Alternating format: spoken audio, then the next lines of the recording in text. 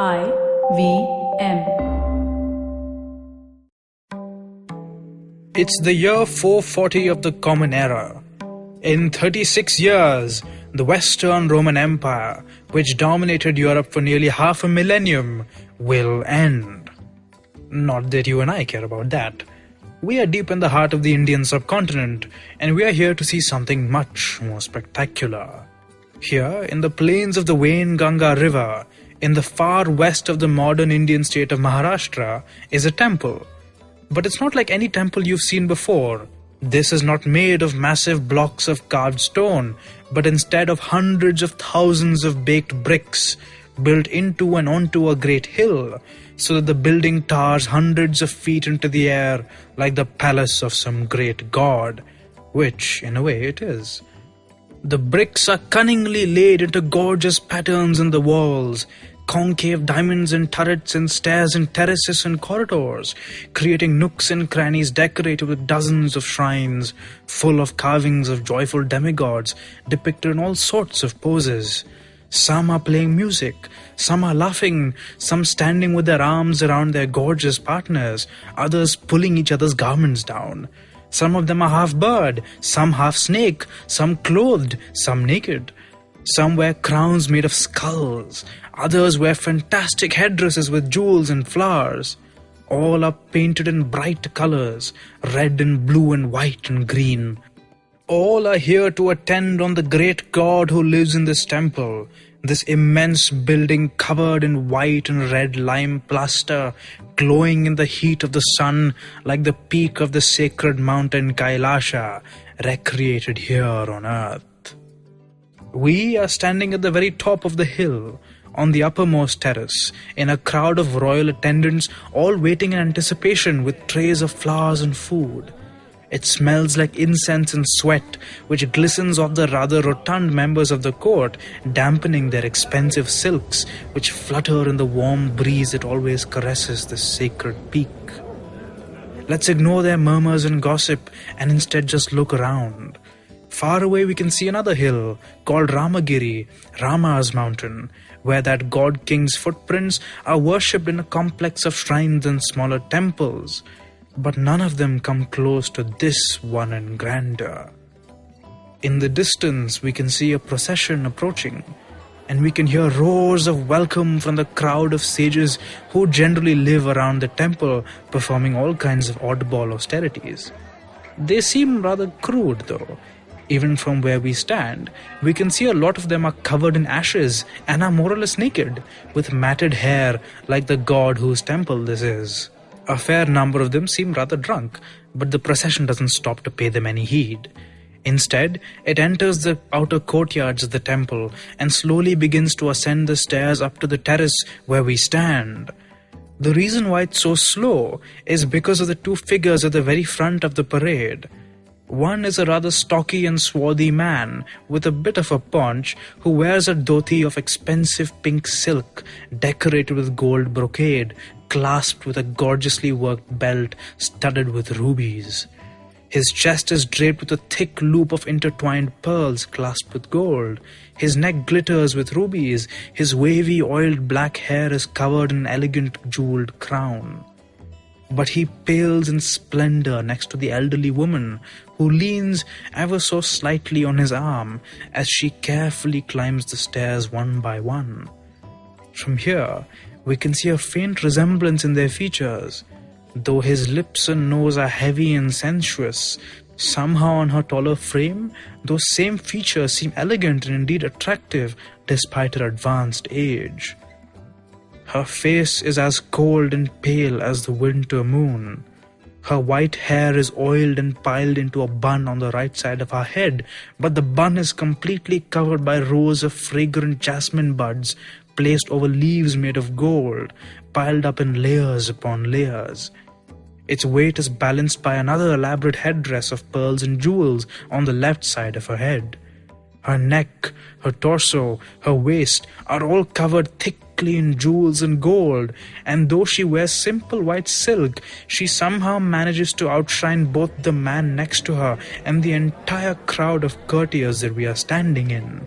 As she comes closer, The crowd's chatter slowly stops. She didn't have to say a word. Her mere presence is enough. She is now almost 70, but the Empress Prabhavati Gupta, daughter and sister of the Indian subcontinent's most powerful kings, can still hold a crowd by the sheer force of her personality. We stand spellbound as she advances slowly past us on this uppermost terrace of the immense temple, and she walks reverently into the inner courtyard, followed by attendants holding trays of gifts for the great god. We hear chanting and see the distant flickering of flames and await our turn to enter so we can see and be seen by this merciful deity. His name is Pravareshwara, the highest lord, which is appropriate for the resident of this lofty building. But Pravareshwara also means the Lord of Pravara, a reference to the stocky man who accompanied Prabhavati up the stairs, the builder of this vast complex. He is the Vakataka king Pravarasena II. We, however, know this god by another name, more familiar to us. We call him Shiva. I'm Anirudh Kanisati. Welcome to Echoes of India, a history podcast. The early 5th century was a time of change across most of the Eurasian world. In the Roman Empire, Christianity had been the state religion for little more than 100 years, and across its vast, ecologically and culturally diverse landmass, political and economic elites had taken to building churches and endowing them with images of the savior figure Jesus Christus, Jesus the Chosen. This was a way to create a visual and spiritual culture that bound all their subjects into a single state-dominated cult. In the Indian subcontinent, as we've just seen, elites were doing something sort of similar, though nobody that we know of managed to build anything on the scale of the spectacular temple of Pravareshwara, which you can still see in the tiny, almost forgotten village of Mansur in Maharashtra. Now, why did Pravarasena, king of the Vakatakas, pour all those resources into building this temple, you ask? Before I give you the answer, let me just say, Vakataka forever. Now that I've gotten that out of the way, what is the point of building a temple of that scale and size? Just a couple of episodes ago, we saw that his mother Prabhavati and her father, the Gupta Emperor Chandragupta II, were devout worshippers of Vishnu. They used titles like Parama Bhagavata and Atyanta Bhagavad Bhakta, foremost devotees of Vishnu. Why then did Pravarasena choose to build a temple to Shiva instead? Did he do it because the god showed up in his dream and asked him for a free house like in so many legends of famous temples? Or did he have a deeper political intention in mind? Did he get a return on his investment, so to speak? To answer that question, we need to go a little further back in time.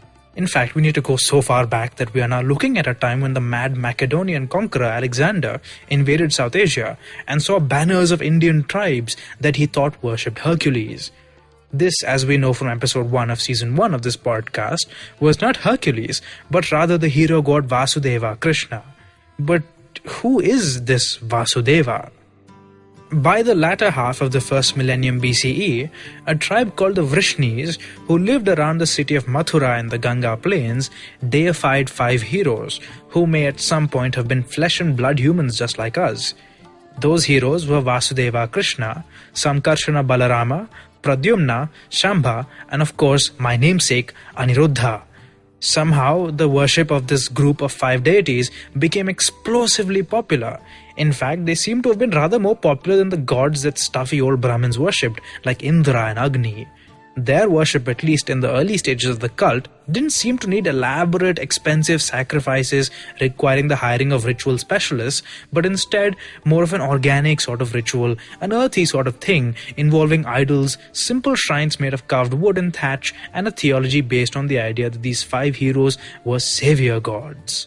Over the course of the extraordinary changes of early North India, which saw the unstoppable evolution of Buddhism alongside constant invasions from Central Asia, the cult of these 5 heroes, the adored ones, the Bhagavata cult, retained its popularity and also began to evolve alongside the great intellectual movements that were shaping the subcontinent. Gradually, Vasudeva and Sankarshana became the two most popular of the five heroes, and slowly Vasudeva himself began to be seen as a great god of mercy. As we have seen, this was a time when established ideas of what Indian society should look like, indeed even ideas of what languages should be spoken, were being questioned. As the Kushanas declined and new Indian states emerged, they were hiring educated or otherwise influential staff members for the new court. These courts took the idea of the Bhagavata heroes as popular saviors and fused them with the idea of an established, if rather obscure, Vedic god. Vishnu, one of the Adityas or sun gods, who supposedly helped establish the boundaries of space and time. As if this were not enough, this new composite Bhagavan Vishnu was also merged with ideas that were originally associated with the fierce Vedic god Rudra, whose worshippers had come up with a novel new idea called bhakti, personal devotion to a god. Rather than have a transactional relationship with the gods, where humans performed sacrifices and the gods in turn maintained cosmic order, this new religion instead declared that the actual duty of a human being was something simpler: the achievement of personal salvation, an idea that Rudra worshippers may actually have gotten from Buddhism. And to get this personal salvation, according to them, all you had to do was pray to the god and perform whatever duties the religious authorities assigned to you. So in this new religion, if you had been devout enough, you would die and go to the sun. The sun would burn your body into atoms and you'd stay in the body of Aniruddha. Aniruddha would turn you into spirit and send you to Sankarshana, the soul, and he would finally send you to the ultimate liberator, Vasudeva himself. Speaking as this Aniruddha, I can guarantee that I will give you spirits, but not necessarily that I can turn you into one. But the Bhagavata cult was still busily evolving, and its masterstroke by far was incorporating the ideas of divine kingship that were also evolving in South Asia owing to the turbulent political situation at the time. This complex cocktail of influences is delightfully expressed in the Bhagavad Gita, the song of the Lord, which reached its more or less final form around this time. The blessed Lord said, "Among horses know me to be Uchchaishravas, who rose out of the ocean. Among lordly elephants, I am Airavata, and among men, I am the king." Most importantly, the blessed Lord here is not Vishnu, but his descent to the mortal plane, his avatara, Krishna. And at this time, since the religion was still evolving, political elites could create new avatars to achieve their objectives. They could identify themselves with the great god Vishnu. They could create images of him that were accepted by both their average subjects and the religious elites of the time, provided of course that they also believed in this brilliant new religion. The man-lion and man-boar forms of Vishnu, Varaha and Narasimha for example, fuse some Vedic ideas with those of popular religion. Archaeologists have discovered prehistoric caves with depictions of lions and boars, indicating that they were already being worshipped even before states and courts showed up to appropriate them and forge them into aspects of political power.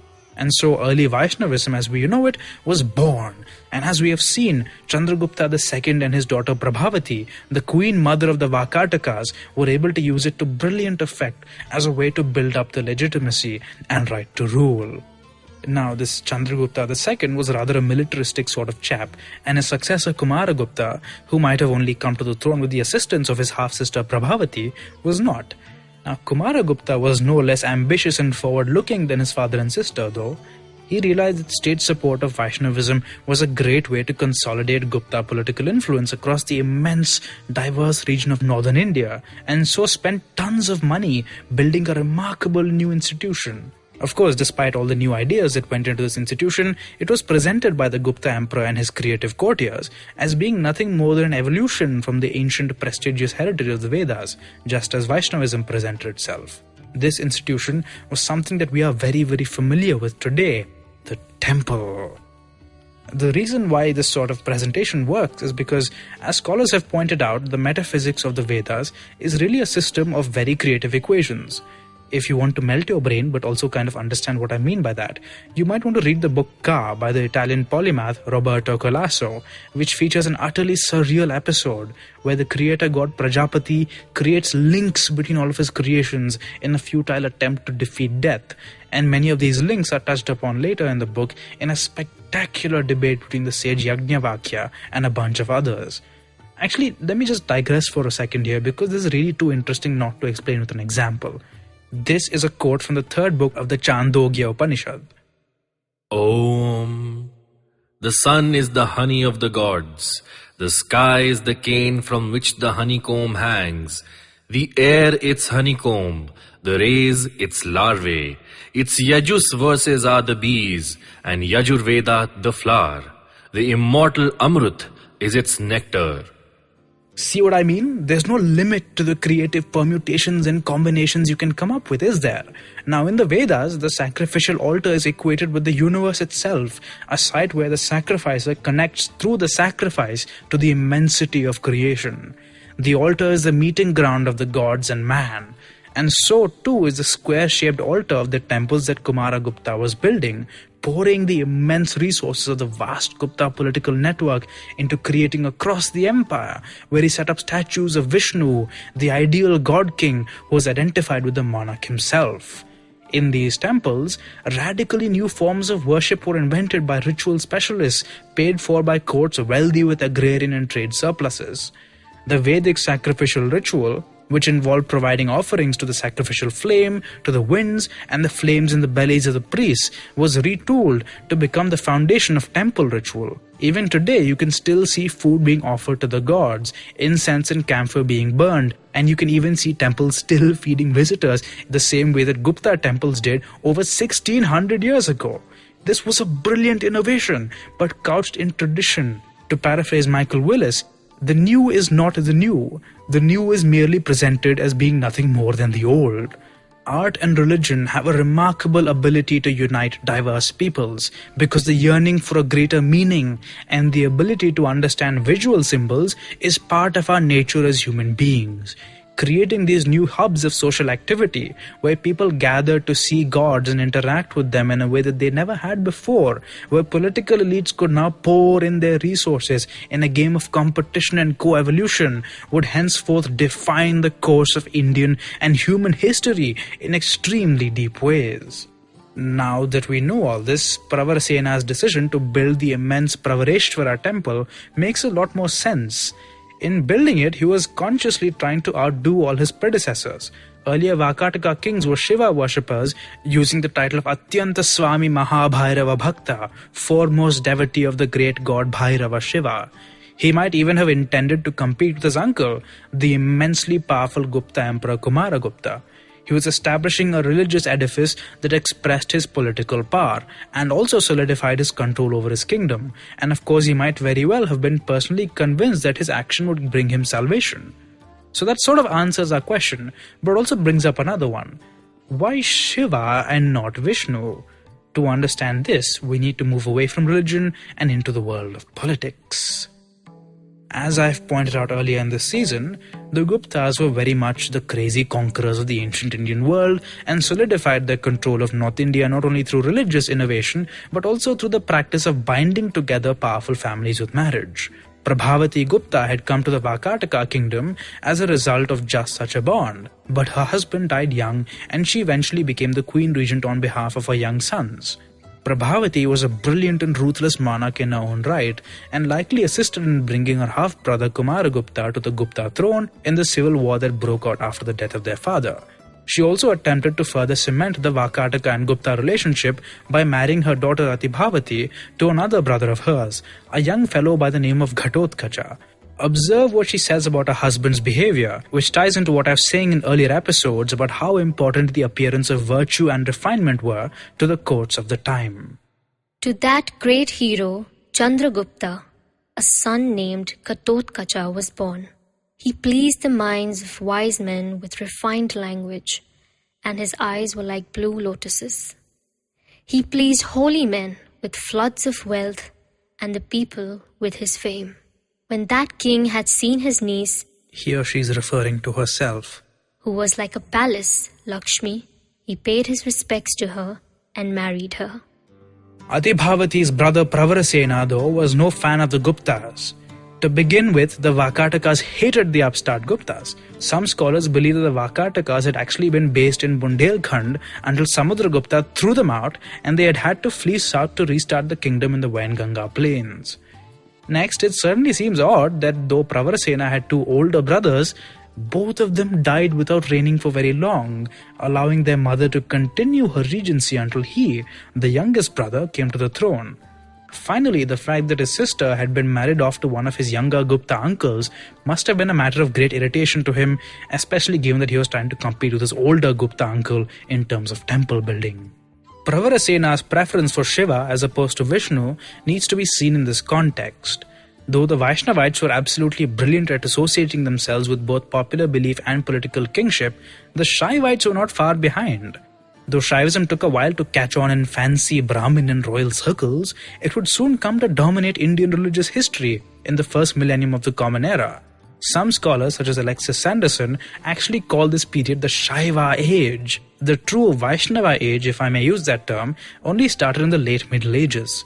Whereas Vishnu was a huge deal in the Gupta Empire and never really vanished, this was really Shiva's time.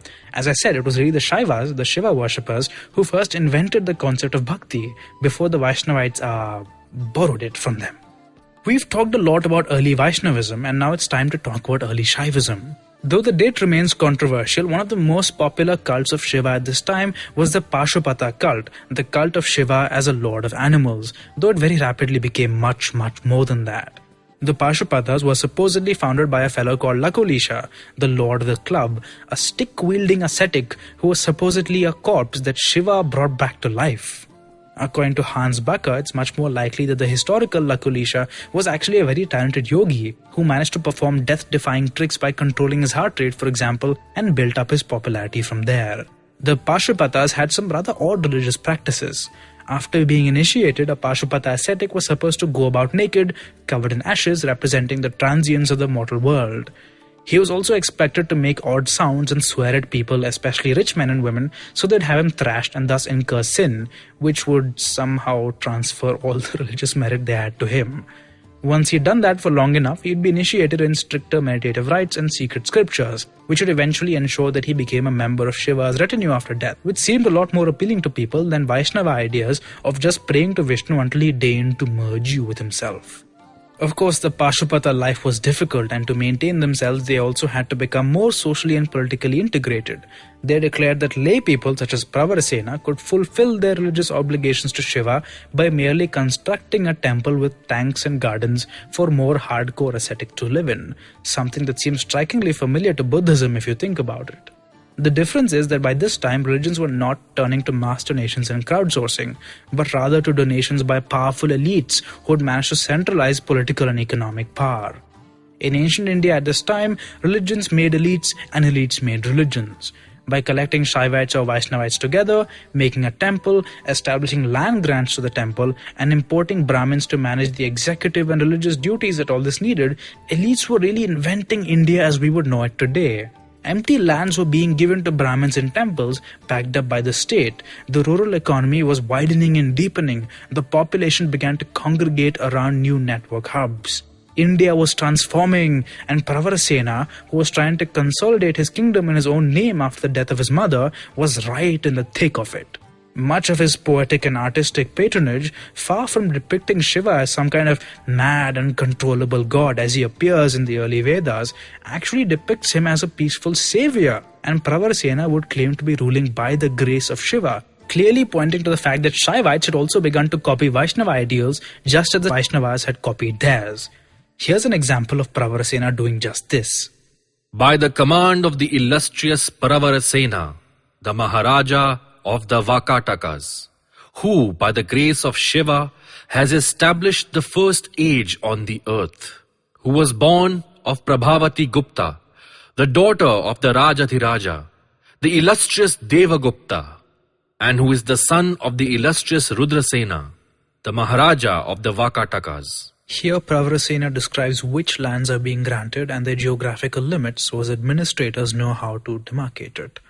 The recipients of these gifts are Yagnarya, Bhojarya, Somarya and Dharmarya, of the Kaundinya Gotra of the Vajasaneya school. Now he explains that these guys had helped perform certain religious rites and read sacred texts at a festival.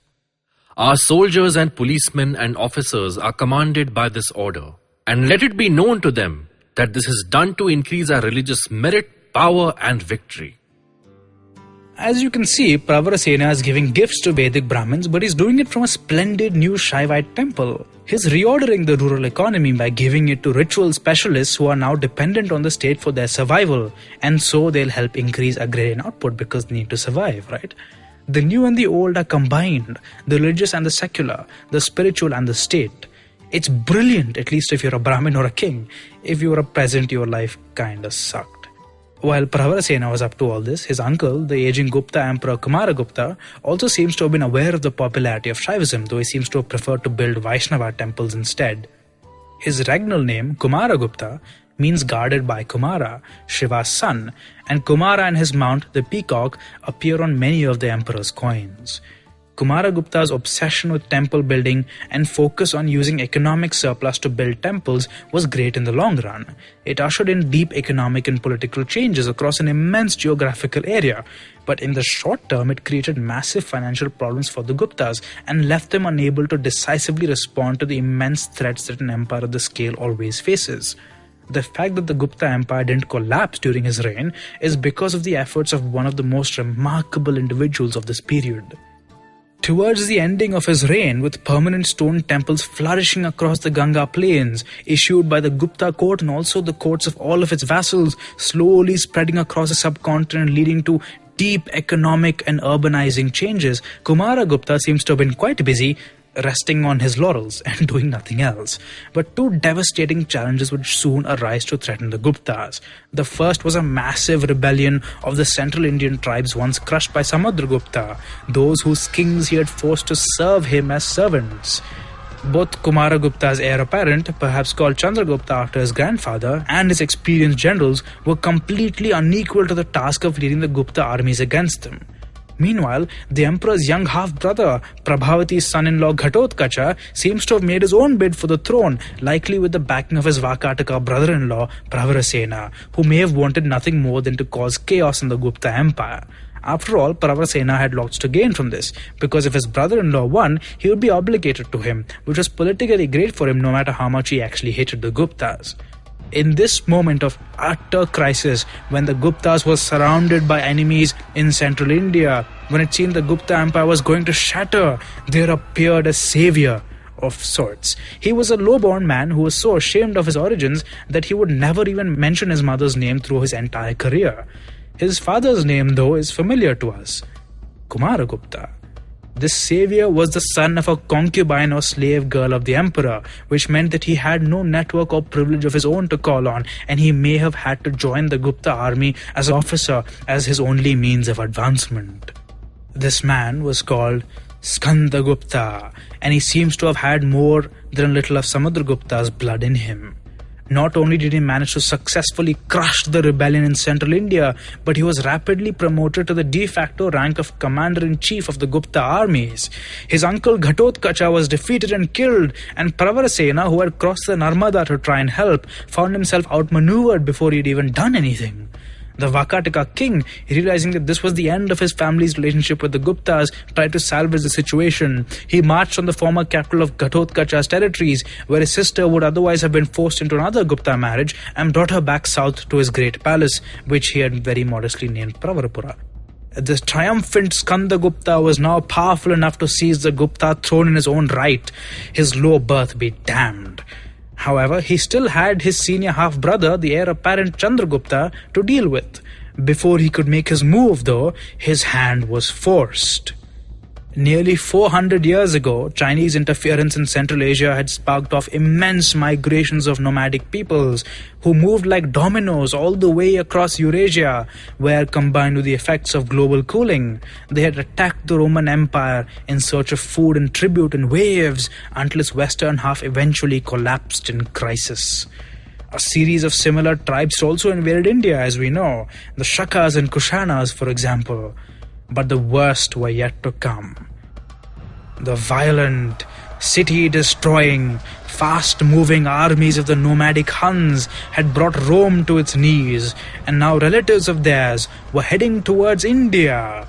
Skandagupta, like his father, was named after Shiva's son, the war god Skanda Kartikeya. And unlike his father, he would soon have to prove that he deserved that title. I want to hear what you think of Echoes. Keep in touch with me on Twitter at akanisetti, that's AKANICTTI, or tag me in an Instagram story. Just search for my name. If you like this podcast, you could also leave us a rating and a review. And don't forget to check out other interesting podcasts on the IVM network. You can listen to us on the IVM Podcast app or ivmpodcast.com. And while you're at it, follow us on Twitter and Instagram as well, at IVM Podcasts.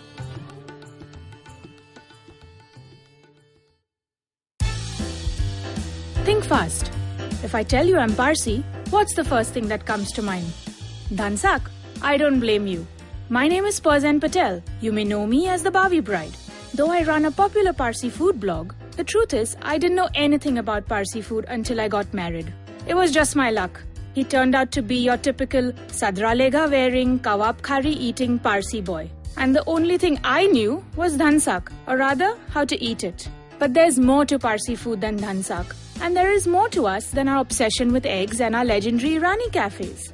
Welcome to Not Just Dhansak, a fresh new show where I talk to friends, fellow Babas and Parsi entrepreneurs about all things Bhonu. A little bit of history, a dash of Baba madness, and a lot of food talk. There's more to Parsis than meets the eye, and there's certainly more to us than Dhansak. Join me every Tuesday as I talk to some of my favorite Parsis in the food space in India and beyond. I am the Bhavi Bride, and this is Not Just Dhansak.